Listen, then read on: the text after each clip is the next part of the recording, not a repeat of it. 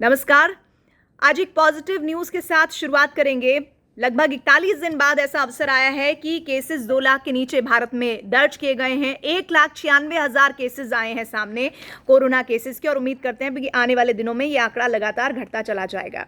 और आज हम बात करेंगे टूल किट विवाद की। इसकी शुरुआत हुई थी 18 मई को, जब संबित पात्रा, राष्ट्रीय प्रवक्ता बीजेपी के, उन्होंने एक ट्वीट किया था जिसमें उन्होंने वो दस्तावेज ट्वीट किए जिससे कांग्रेस की टूल किट उन्होंने कहा, और ये कहा कि देश को और प्रधानमंत्री मोदी को बदनाम करने के लिए इस टूल किट का इस्तेमाल हो रहा है।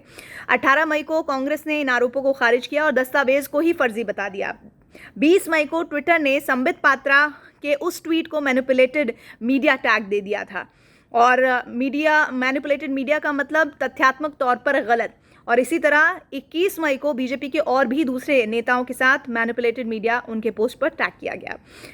और साथ ही साथ 22 मई को केंद्र सरकार ने ये टैग हटाने का निर्देश दिया, जिस पर अभी तक कुछ नहीं हो पाया है।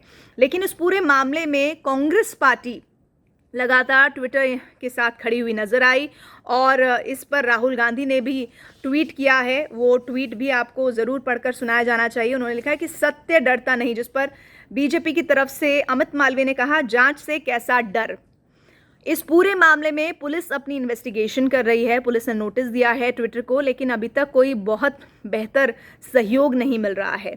ऐसे में ये भी सवाल किया जा रहा है कि अगर आपने तथ्यात्मक तौर पर गलत किसी ट्वीट को कहा है, तो फिर अब आप जानकारी साझा करने से डर क्यों रहे हैं।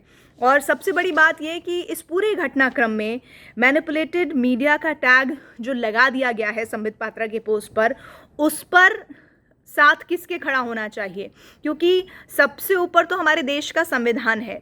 और अगर हमारे देश के संविधान पर कोई कंपनी हाईजैक करने की कोशिश करेगी, तो क्या उसको करारा जवाब नहीं दिया जाना चाहिए, बल्कि सत्ताधारी पार्टी की तरफ से, साथ ही साथ विपक्षियों की तरफ से भी। मैं ये बात इसलिए कह रही हूँ क्योंकि सिंगापुर वेरिएंट को लेकर सिंगापुर सरकार बहुत सख्त थी, और उन्होंने ये कहा कि जितने भी प्लेटफॉर्म्स पर ये नाम जा रहे हैं उनको तुरंत हटाइए, नहीं तो हम सख्त कार्रवाई करेंगे।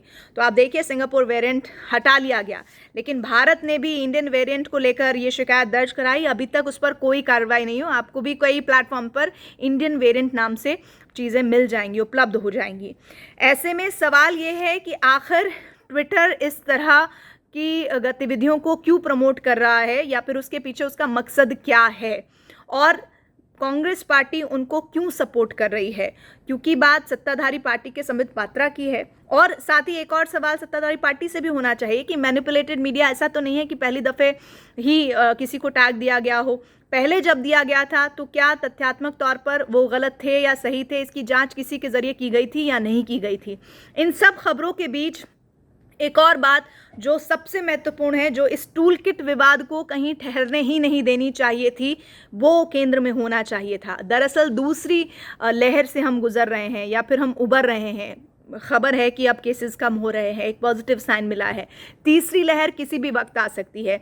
क्या ये वक्त है कि सब साथ में कोरोना के खिलाफ लड़ाई लड़ें, या फिर ये लड़ाई टूल किट पर छिड़ गई, इस पर उलझ जाएं? ये आप लोग फैसला कीजिएगा। आप लोग क्या सोचते हैं, ज़रूर अपने व्यूज़ को शेयर कीजिएगा।